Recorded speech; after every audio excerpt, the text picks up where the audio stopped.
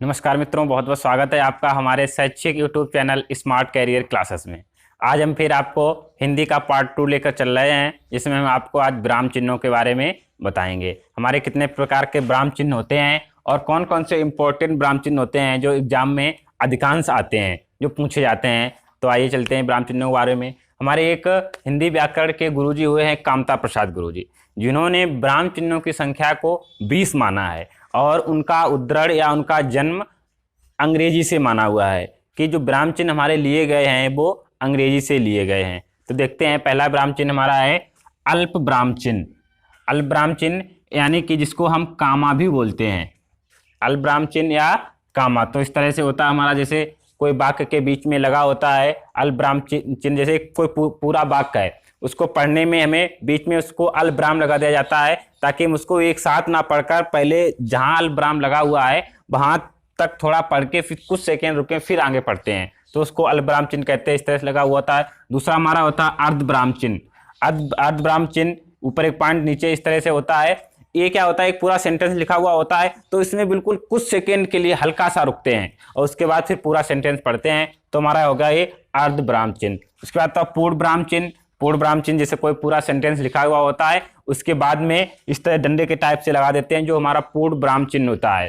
यानी कि पूर्ण विराम चिन्ह से पता होता है कि जो हम बात कहने वाले हैं या जो हमारा सेंटेंस है वो पूरा लिखने के बाद या पूरा कहने के बाद में पूर्ण विराम चिन्ह लग जाता है, जिससे कंफर्म होता है कि हमारे द्वारा जो कही जाने वाली बात है वो यहाँ तक पूर्ण हो चुकी है। उसके बाद नेक्स्ट है उपविराम चिन्ह।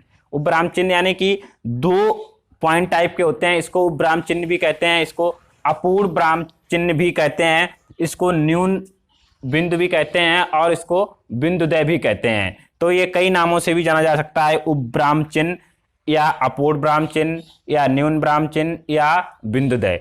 नेक्स्ट है हमारा विस्मयादिबोधक। विस्मयादिबोधक एक डंडे टाइप से होता है, नीचे पॉइंट रखा हुआ होता है। विस्मयादिबोधक जैसे कभी हम लोग बोलते हैं या हमारे मुख से निकल जाता है हे, अरे इत्यादि, इन शब्दों के पीछे लगा हुआ होता है, तो इसको हम कहते हैं विस्मयादिबोधक या काकपद भी बोलते हैं या हंसपद भी बोलते हैं। यदि विस्मयादिबोधक नहीं है, काकपद लिखा हुआ है तो यही हमारा चिन्ह होगा, और हंसपद लिखा हुआ है तब भी हमारा यही चिन्ह होता है। नेक्स्ट है हमारा प्रश्नवाचक चिन्ह। हमें पता ही है ये हमारा प्रश्नवाचक चिन्ह क्वेश्चन के लास्ट में ही लगा हुआ होता है, लेकिन इसके जो हमारा शब्द या जो सेंटेंस होता है उसमें बीच में क्या, कब, क्यों, कैसे लगा हुआ होता है, तो उसमें बाद में फिर प्रश्नवाचक चिन्ह लगा हुआ होता है। आइए अब आगे देखते हैं अपने और पूर्ण विराम चिन्हों के बारे में। चलिए, अभी तक हमने पढ़ा था प्रश्नवाचक चिन्ह तक, अब आगे पढ़ते हैं योजक चिन्ह। योजक चिन्ह हमारा जो होता है दो शब्दों को आपस में जोड़ता है। जैसे कि हम लिखें अगर माता और पिता, तो बीच में हमारा योजक चिन्ह लगा हुआ होता है। सुख या दुख, तो इस तरह से दो शब्दों के बीच में लगा हुआ चिन्ह उसको योजक चिन्ह कहते हैं। इस तरह से लगा हुआ होता है। मध्य में इसको संयोजक चिन्ह, संयोजक में होता है जोड़ना, तो इसको संयोजक चिन्ह भी बोलते हैं। उसके बाद नेक्स्ट हमारा अवतरण चिन्ह या उद्धरण चिन्ह। जैसे कोई एक सेंटेंस है, उसमें कुछ ऐसा वाक्य लिखा हुआ है जिसको हम एजेटे उसी तरह वहां से लेकर दूसरी जगह पर लिख सकते हैं, यानी सेम वहां से उठाकर दूसरी जगह, कुछ भी नो चेंजमेंट, तो वो हमारा उद्धरण या अवतरण चिन्ह हो गया, जिसको हम डबल इन्वर्टेड कामा के अंदर बंद रखते हैं, इसी को कहते हैं वो अवतरण या उद्धरण चिन्ह। नेक्स्ट है हमारा लाघव चिन्ह।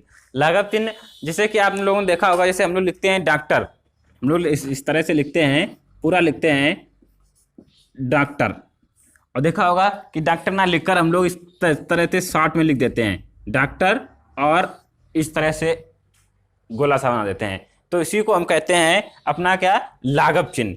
यानी कि जो लाघव मीन छोटा, यानी कि लघु मीन छोटा होता है, उसी से बना हुआ लोग, यानी कि जो है ये छोटा कर देता है शब्द को। जैसे डॉक्टर लिखा हमने पूरा ना लिखकर डा बनाकर बिंदी रख दिया, तो ये हमारा हो गया डॉक्टर, इसको हम जो है लाघव चिन्ह कहते हैं। नेक्स्ट होता है हमारा रेखांकन चिन्ह। अगला है हमारा लोप चिन्ह। जैसे कि हमने कोई शब्द लिखा है, ठीक, काफी लंबा शब्द है, तो हमने उसको थोड़ा सा आगे लिख दिया, बाद बाकी डॉट डॉट करके लिख दिया, यानी कि पूरे शब्द या पूरे वाक्य को ना लिखकर हमने थोड़ा सा समझने के लिए लिख दिया, उसके आगे डॉट डॉट कर दिया, यानी कि उसका लोप कर दिया है, तो हमारा ये हो गया है लोप चिन्ह। अगला है आदेश चिन्ह। आदेश चिन्ह इस तरह से होता है, दो पॉइंट लगे हुए होते हैं और सामने एक लकीर से खिंची हुई होती है, जिससे कि हमें किसी को आदेश देते हैं या कोई शब्द आदेश वाला लिखा हुआ होता है, तो उस तरह से हमारा ये आदेश चिन्ह होता है। अगला देखते हैं हमारा जो है, आगे पढ़ा आदेश चिन्ह। अब इसका देखते हैं आगे हमारा दीर्घ उच्चारण चिन्ह।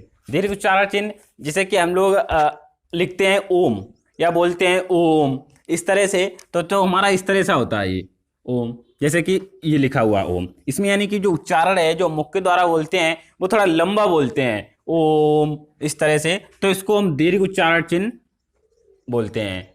तो जो है इस तरह से जैसे हम ओम लिखते हैं तो हमारा इस तरह जाता है, तो इस तरह सिंबल वहाँ बने हुए होंगे, आपको मिल जाएगा दीर्घ उच्चारण चिन्ह, तो आप आराम से टिक कर सकते हैं। आगे देखते आइए। यदि अभी तक आपने हमारे चैनल को सब्सक्राइब और लाइक नहीं किया है तो हमारे चैनल को जरूर सब्सक्राइब कीजिएगा और लाइक और शेयर करना ना भूलिए।